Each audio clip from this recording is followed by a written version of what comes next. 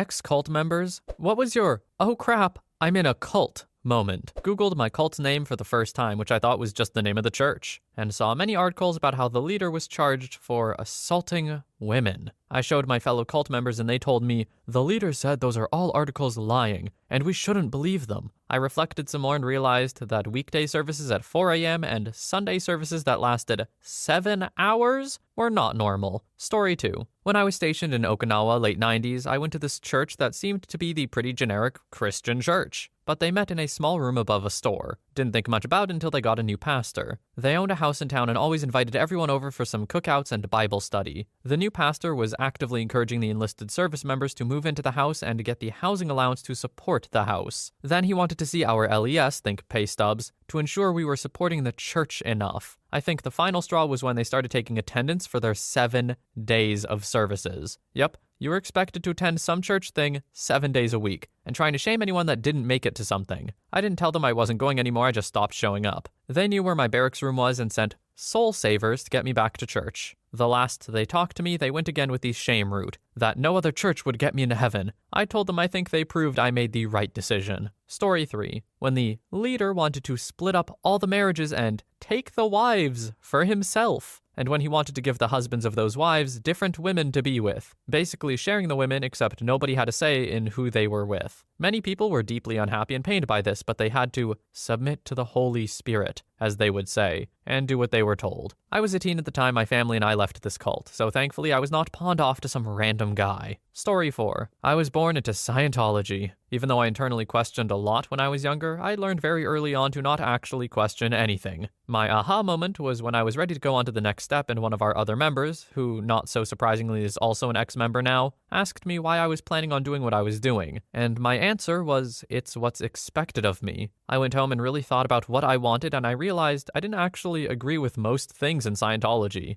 I started the process to leave shortly after. I had to leave the right way since my dad and sister are still very involved and I don't want to lose them from my life. Edit. So I'll answer some questions here, starting with what is the right way? Now, this all happened 15 years ago, so I'll do the best I can. But there's some info I just don't remember or remember incorrectly. So leaving the right way depends on where you are within Scientology. There is public who go in, donate, take courses, go to events, but are under no contractual obligation. Class V org staff, the place most public go to get their services done, and those on staff work there. It's more like glorified volunteerism. You are typically under either a 2.5-year or 5-year contract, and you're expected to work at least 40 hours a week. When I was a senior in high school and told them I couldn't work all those hours, it was insane the amount of pressure I had put on me to drop out of high school and go to work for them full-time. And by full-time, I mean Monday to Friday, 9 to 10, and Saturday and Sunday, 9 to 6. And there would be events for the public on a lot of Saturday nights that would go past 11. I did not drop out of school, but it was a point of contention the entire time I was there. The Sea Org. This is the highest level of commitment within Scientology, and within it there are more levels, but I don't know much about it since I never got in.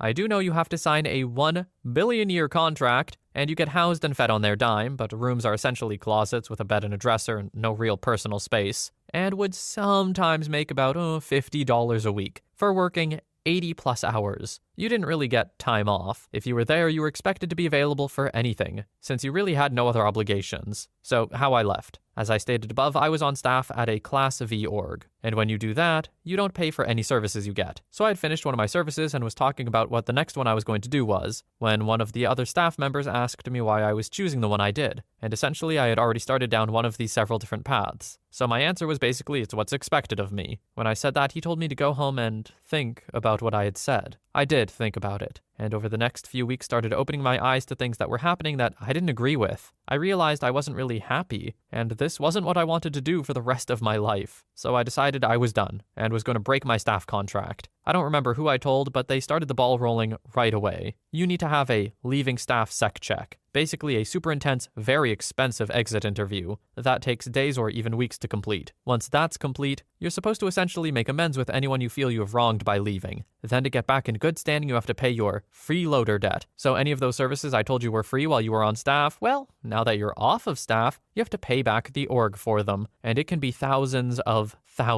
dollars. My dad paid for my sec check because I said I wasn't spending any money on them, and he wanted me to be in good standing. I had some money saved up from when my mom had passed away, and I used that to pay off my freeloader debt. Trust me, I wish I hadn't done that. But then after that, I essentially made sure to not say anything bad about Scientology around members I know are active. As far as my dad is concerned, I still think highly of Scientology, but it just isn't for me. I think my sister knows better, but we just don't talk about it. I've been out for just about 15 years at this point, and I still get mail, phone calls, and it's still awkward when I see Scientologists I used to be close with. But I am much happier now. I love my life that I've made for myself. Most of the stories you hear of people escaping and needing to hide, etc., are from the Sea Org. I really don't have experience with that to know how difficult it must have been for those people. I will say that I have watched most of the Leah Remini show, and most of the stories do not seem made up or exaggerated to me. I can see how a lot of them would have really happened, and it's extremely unfortunate that others don't see the abuses happening right under their nose. When it comes to cults and popular culture, Scientology has to be like one of the biggest ones, right? Although I'm sure that depends on your definition of cult. But like, Scientology's pretty cut and dry a cult, I think. There are other popular, more debatable ones, but this one's like, there. It's interesting that they let you leave but just make it really hard and bureaucratic and expensive. Sounds like trying to cancel a phone plan or something. The fact you have to pay them back for the classes that you took while you were with them is absurd. But of course, there's a lot that's absurd about it, so I suppose I shouldn't be too surprised. Anyway, OP, I'm glad that you have found the life you wanted. I think in general, more people, whether you're in a cult or not, could do well just thinking about, what do I want in life? Is what I'm doing right now what I actually want? Self-reflection is sometimes too rarely done. Story 5. I grew up fundamentalist evangelical Christian. My dad saw the Duggars on TV and decided we were gonna be like them. Long skirts, modest clothes, courtships, all of it. My mom had gone through early menopause due to cancer treatment, but that was merely a small roadblock. I went to church every damn day. I was not allowed to question the doctrine. I was not allowed to study for the SATs because my mission in life, per God,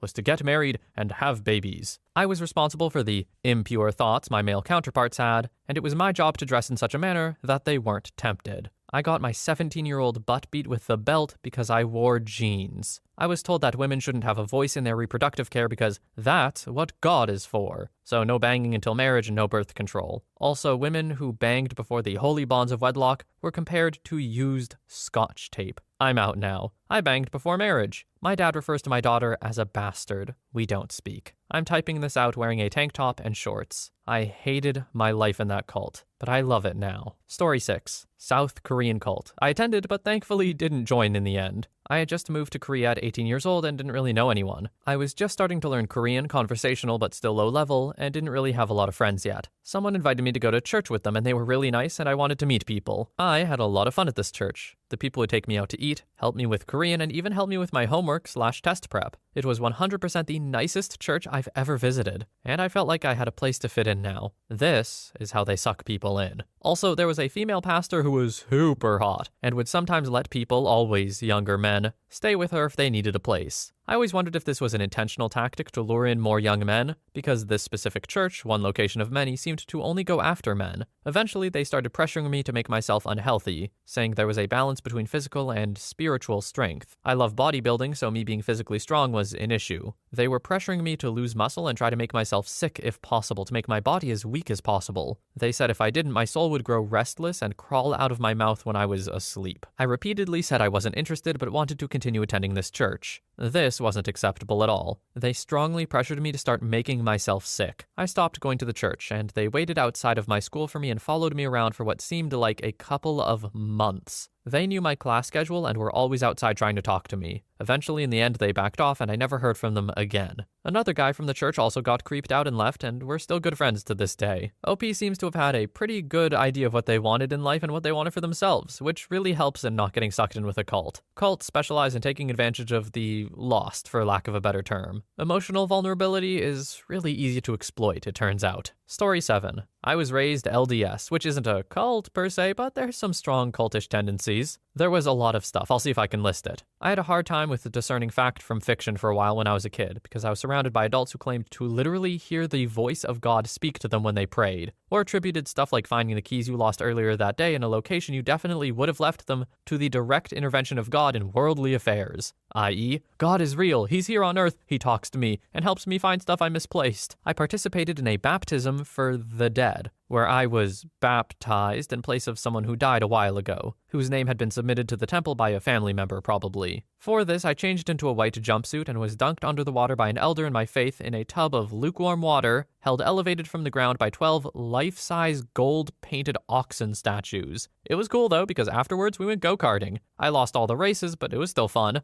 I was told the end of days was right around the corner, and I needed to prep some food and stuff for when Jesus came, because before Jesus came, the geopolitical situation had been prophesized to make it difficult to get food. So my mom had a bunch of instant potatoes in the basement for when Jesus came back. The shooting of a child predator / emotional abuser / arsonist / murderer / self-styled militia leader was pitched to me as a tragic martyrdom. Good times. I've got some dank casserole recipes in the quiver for when winter rolls around again, and some of that God is with you and will help you succeed delusion helped me start a pattern of academic success, which put me in a pretty decent career. Story 8. Mormon, LDS. One of the most important experiences is going to the temple. No one told me anything about what goes on there, so imagine my surprise when I found myself in an all-white room with a movie screen, and an entire audience of church members dressed in white. The ritual itself involved watching a movie depicting the fall of Adam and Eve. The minute the Satan character appeared on screen, I just broke out giggling. All of these adults were mesmerized and taking this all very seriously. The ritual also included costume accessories, veils, sashes, hats, that the adults were told to put on at various points in the presentation, and secret handshakes. I left the temple knowing it was a cult. I've been heartsick about it ever since. All of it is Freemasonry dressed up as something else. Story 9. When parents and church leaders took me to the Mormon temple for the first time, and the first order of business was I had to get naked so some stranger could touch me near my privates and bless them. I was allowed to put a small drape on when walking around all the strangers in the room, but it was still horrifying when they first reached inside it and touched me. This ritual was a requirement for me to be a Mormon missionary. I tried telling Mom and a few leaders that it made me uncomfortable without sounding like too big of a wuss, but their answer is straight out of most Mormon literature. You need to keep going back until you understand it better. Apparently, the fault was on me for not being spiritual enough. Today, I'm an ex-Mormon because I decided that this and a lot of other major problems with Mormonism just wasn't right. I think under whatever religion or cult, anything, this going on, just objectively bad. Like it's just the number one sign that what's going on is not good. I'm glad you did end up listening to your gut, OP, and realizing that that just wasn't what should happen. Pretty gross behavior. And we don't know the intentions of the people doing it, but I struggle to imagine they were all pure. Story 10. My primary school. The principal ran the school like he was in charge of everything. And he was, but I mean in a different manner. Anyway, so when I was in prep, they always said, line up in lines, only hold the boys' hands. Pretty standard if you don't want to get lost, yeah? Well, if you tried to even hold a girl's hand if you were a girl, you'd get a punishment in the timeout corner. They also forced Christianity upon everyone. Had the library teacher come down and only read the Bible entries. You wouldn't learn anything but Jesus and God along with English in this school up until you hit grade 4. So yeah, when I left, I literally felt so refreshed. Australian Catholic schools are weird as hell. They also made you attend liturgies that went through class time, even when it's the important part of the year where everyone's rushing to get work done. They also yell at you for not smiling. Edit. I forgot to mention, but they also hired a bunch of abusive teachers. They only recently fired them after I left. I hope they also fired the guy who touched his daughter's breast while she was asleep. Yeah, my school was generally screwed up. Forcing faith upon people is just simply not the way to do it. Like, even from a trying to convince someone standpoint of anything, forcing it upon them just doesn't really work. Sure, you might get a few, but a lot more will be turned away from it. It's always unfortunate, I think, when I hear about these sort of scenarios where it's forced on people, because, hey, maybe without it being forced on them, later in life they would come to faith in their own ways or for their own fulfillment. But now they have this terrible experience they associate it with, and they don't want any part of it. And by the way, this is coming from someone who is an atheist. But I do absolutely see value in spirituality and faith of all kinds. It works for some, not for others. Story 11. This will be controversial, and I don't know if I describe it exactly as a cult, but at least within my specific upbringing, nobody thinks you can leave the faith. There are swaths of the world that believe leaving doesn't happen, or even should lead to physical punishment and harassment, like Scientology. You can even die. A lot of people believe you should die. I legitimately didn't even know you could leave it. The media around you is highly controlled. It praises converts to it, especially white, and even people from outside the faith group massively fetishize it, to the detriment of people who don't fit within its orthodoxies. Women have huge amounts of pressure on them to control their bodies. Purity culture is rife. Abstinence is taught at religious schools, and the craziest thing is, again, a lot of people who don't belong to it protect and fetishize it. A lot of its adherents, to be fair to them, just don't know what their religious figures even did or believed. So often the people leaving it know the darker side of the generally well-packaged exterior that is presented by preachers earning millions and targeting particularly vulnerable people. Story 12. My brother-in-law joined the Mormon Church years ago. He decided to go on a missions trip, and the restrictions on when he could talk to family made him realize it was more of a cult than he thought. I don't remember the specifics, but he was allotted minimal time for phone calls, all emails to us were monitored, and he couldn't come home for holidays. The whole ostracizing you from your family and friends was a red flag for him. He didn't leave right away, but he started using it for socialization and networking for employment. When he wasn't around Mormons, he drank alcohol and coffee and banged. I was around a lot of Mormons when we lived near him, and they made it very clear the purpose of their friendliness was to convert. They invited me to a class at the church that was free. A few weeks in, they messaged me to talk about God. I declined politely, and within a week, they no longer offered the class. They all stopped talking to me once they knew I wouldn't convert. Story 13. Not exactly what was asked, but a fascinating story. A friend of mine is adopted. For years, he was weighing the pros and cons of trying to find his birth family. One of the major cons was the expense. Anyway, one Christmas, his wife bought him a genetic testing kit. One of those things where you spend $100 and you find out what percentage of your genetic background traces back to where. It turns out when you do this, they also match you on their database to relatives. He found out he had a genetic cousin who'd also taken the test. He got in contact with the guy talked to his parents, and they were able to piece the story back together. My friend's parents are married to each other. Back when his bio mom got pregnant with him, she and her father were not married. And because my friend's bio dad was with the Jehovah's Witness, he could have been disfellowshipped for banging before marriage. So instead, she had the child quietly, gave him up for adoption, then they got married and proceeded to have 3 more kids. So my friend suddenly found his bio family, including 3 full-blooded brothers that he might have never known about. We joke about how his parents did him a favor by giving him up instead of raising him in a cult. That being said, there are a lot of complicated emotions involved in that kind of situation. Story 14. 2 months before my marriage to my wife getting my endowments at the Mormon temple. I researched Mormonism when I joined the religion.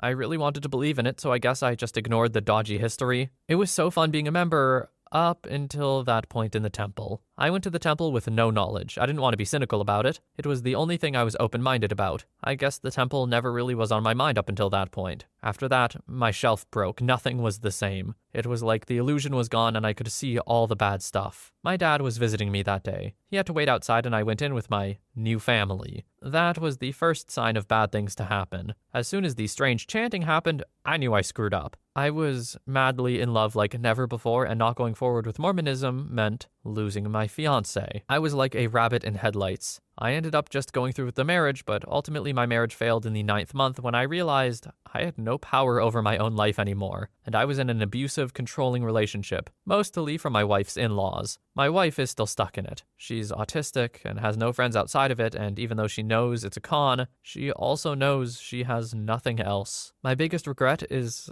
I should have done it better. Worked out a way to pull her out. I failed my wife, and it pains me to this day. I miss her every day. I feel like that guy in Game of Thrones, Master Aemon. What is honor without love, etc. Resigning from the church was a must. I had to stand up and protect LGBT people and the children whom have and are abused by the LDS church. At the same time, I do often wonder if I have thrown away happiness for the sake of honor and truth. I miss my wife every morning when I go to bed. It's a lonely life I lead, and I sleep better knowing I did the best I could. Screw cults. Story 15. I was young and needed friends in a new college. Church of Christ was very huggy and friendly, but suddenly I was pressured to give up all my secrets confidentially, and they would tell others, and when I asked why, it was, "We just want to help you." First or second time, maybe a mistake, but it was over and over, and I told them how messed up they were and left. Was very hurt by them. I was forced to say I was gay by one member and 2 friends were hurt too, but in different ways. They called me to vent for a while. Update. It was the Glendale location in California. They were in Pasadena City College. They did Bible talks, and we were pressured to bring new people to them.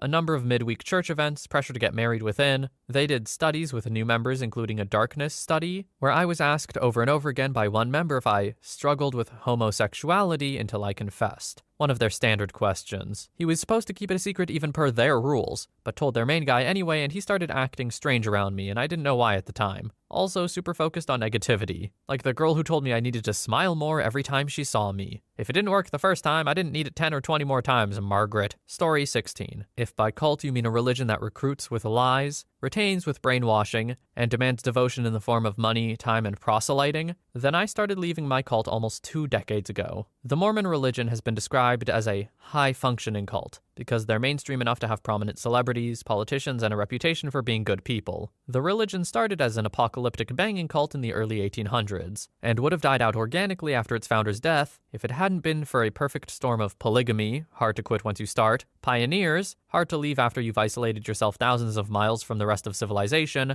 and priesthood tiers. Like Scientology, there's always a higher level of membership to achieve, accompanied by secret, ritualistic temple ceremonies. I know of no definition of cult that the early Mormon Church doesn't fit to a T. Perhaps a more relevant question is whether the modern Mormon Church, evolved from the original hardcore cult, can still be called a cult. And only a first-order comparison between the recruitment and retention methods of the modern Mormon Church and, say, any evangelical Protestant religion is needed to demonstrate that, indeed, the modern Mormon Church remains a cult. Story 17. Grew up in an Assemblies of God church. The pastors convinced all the parents that Pokemon was demonic and of the devil. This was back in the early 2000s, and all my classmates were playing the Game Boy games and with the trading cards. My schoolmates were all hosting Pokemon card parties at each other's houses, and my parents wouldn't let me watch the show, play the game, or go play cards. I just wanted so badly to fit in. I stole money from my family members and shoplifted so I could have cards and experience the awesomeness that is Pokemon. I hid a stash in my bedroom. My parents found it and shared how hurt and disappointed they were that I was playing a satanic game with the whole life group, church small groups that meet in homes. They guilted me into repenting and surrendering my Pokemon cards and Game Boys. They proceeded to organize a special bonfire where they burned my cards,